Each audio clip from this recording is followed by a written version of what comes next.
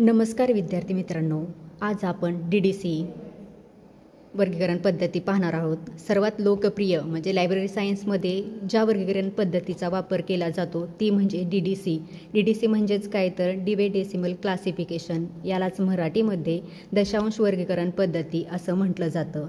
ही दशांश वर्गीकरण पद्धती डॉक्टर मेलवी डिवे यांनी 1873 मध्ये विकसित केली आणि ही आवृत्ती 1876 मध्ये प्रकाशित केली गेली।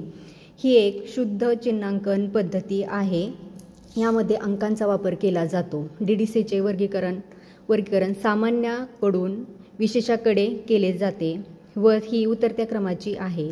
त्यामध्ये प्रमुख 10 विभाग पडतात, तसेच त्याचे 10 उपविभाग व 10 उपविभाग केले जातात। तर आता आपण 10 मुख्य विभाग पाहणार आहोत।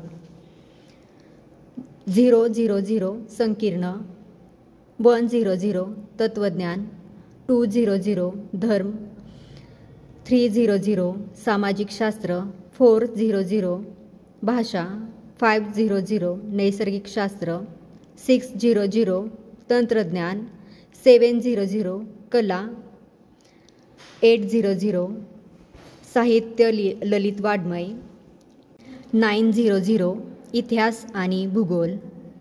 तर मुख्य 10 वर्ग हे आपल्याला लक्षात ठेवण्यासाठी एक मी सोपी तुम्हाला पद्धत सांगणार आहे, ती तुम्ही समजून घ्या। किंवा मी जी पद्धत सांगणार आहे ना, ती तुम्ही 1-2 वेळा हा व्हिडिओ जर बघितला ना तर तुमच्या लगेच लक्षात राहील आणि मुख्य 10 वर्ग लक्षात राहण्यासाठी काहीच प्रॉब्लेम येणार नाहीये। ती जी आहे ती 900 ते 00 म्हणजे खालून वर जाणारी, म्हणजे मी खालून वर जाईल अशी काढलेली आहे। तुम्ही वाक्य व्यवस्थित ऐकावे। 10वी-12वीचा शेवटचा पेपर हा भूगोल इतिहासाचा असतो। तो समजण्यासाठी साहित्य वाङ्मय आवश्यक असते, ते समजण्यासाठी कला आवश्यक होती, ती आजकाल तंत्रज्ञानातून मिळते। नैसर्गिक शास्त्र त्यासाठी भाषा लागत होती, ती सामाजिक शास्त्रातून मिळते। त्याचे काही धर्म होते व तत्वज्ञान होती, त्यासाठी संकीर्ण आखले गेले होते। म्हणजेच ह्यात लक्षात काय ठेवायचे तुम्हाला, 10वी-12वीचा पेपर म्हटलं की इतिहास भूगोल, ते समजण्यासाठी आपल्याला काय लागत होते, साहित्य वाङ्मय कुठून मिळतं आपल्याला, कलेतून मिळतं। कला आजकाल कशात उपलब्ध झालेले आहे, तंत्रज्ञानातून झालेले आहे। तंत्रज्ञानाच्या आधी कशातून आपल्याला मिळत होती, नैसर्गिक शास्त्राकडून मिळत होती। त्या नैसर्गिक शास्त्राचा मुख्य भाग काय आहे, भाषा आहे। भाषा कुठे उपलब्ध असते, तर सामाजिक शास्त्रात उपलब्ध असते। सामाजिक शास्त्रात महत्त्वाचे स्थान कशाला असते, तर धर्माला असते। धर्माची आजकाल जागा कुणी घेतली आहे, तत्वज्ञानाने घेतली आहे। आणि या सगळ्यांचं आखलं गेलं कशासाठी आहे, संकीर्णानुसार आखलं गेलेलं आहे।